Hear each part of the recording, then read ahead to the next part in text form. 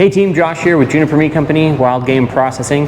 Today I'm going to be challenging myself, seeing how fast I can break down this whole elk. I know the method of breaking down an elk as a butcher is not how we do it in the field. Again, this is just going to be me challenging me, see how fast I can do it, breaking off my steaks from the grind. So let's get started.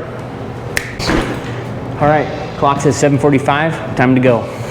Going to be breaking down these primals just like I would a beef cow. All right, starting off, we're going to be removing the rib section from the chuck. Having a meat bandsaw is obviously a game changer. We're gonna go ahead and take the rib meat off and use it for trim. Now, these animals are super lean. This meat is usually left in the field, but oftentimes it's just put into the burger. If you have an inside facing part of the carcass, don't forget the membrane that needs to be peeled off. Like on the skirt steak right here, you'll see it just kind of peels right off. It's not too bad. Onto the ribeyes. What we as hunters call the back straps is actually the whole section of meat that goes along the spine. That includes the chuck, the ribeyes, and the strip steaks. Now, because elk and deer are relatively smaller than a beef cow, I'd like to cut these steaks into butterflies unless the customer asks otherwise, just because they make it a little bit more hearty when you're thawing them out to eat. All right, using the saw, I'm going to remove the foreshank, the brisket, and the neck as well. And now, after squaring it up and trimming it out, what we're left with is about a half a pound little baby elk brisket. The foreshank can also be cut into a whole shank roast or sliced into osso buco, but normally people just want it for trim.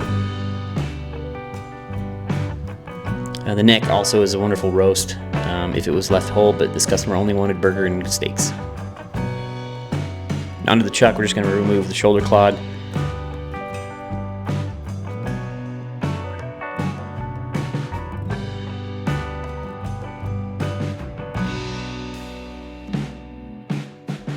So with the top blade cut out, we can remove that middle tendon, square it up and trim it down to make our flat iron steaks.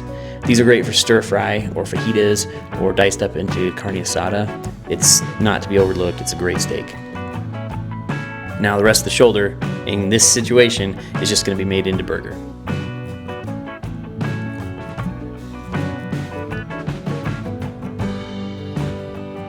Okay, starting on the hind quarters, we're going to remove the flank and break that down. And once that's out of the way, it'll give us access to the tenderloin.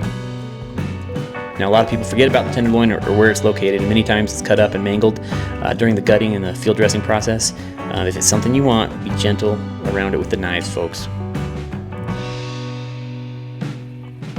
Next, I'm going to remove the sirloin tip, or the knuckle as it's sometimes called. With this one, the silver skin can actually be peeled away.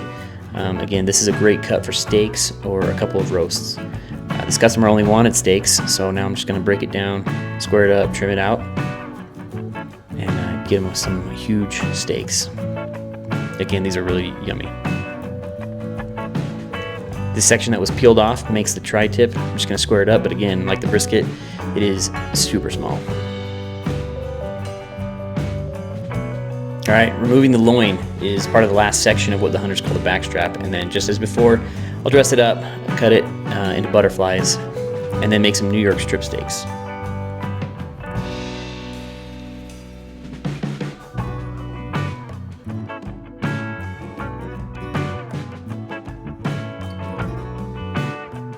All right, removing the pelvis takes a lot of practice and patience to memorize its weird and stupid shape, but it's home to one of the best steaks on the animal, and that being the top sirloin. Once I get the round off, I'll separate the round from that top sirloin and get it squared away. So now everyone's seeing and hearing a lot about the picanha. That's another great and tasty cut. There we are, 5 beautiful top sirloin steaks. All right, separating the round into the bottom, eye, and top is just a matter of following the fat seams with a sharp knife. They'll naturally break apart for you. And in my opinion, I feel that the top round is the only part that would offer great steaks or roasts. The eye and the bottom are moderately tough, but are amazing when cooked low and slow, or I just use those for sliced jerky. Now it's time to just finish up and clean up that hind shank.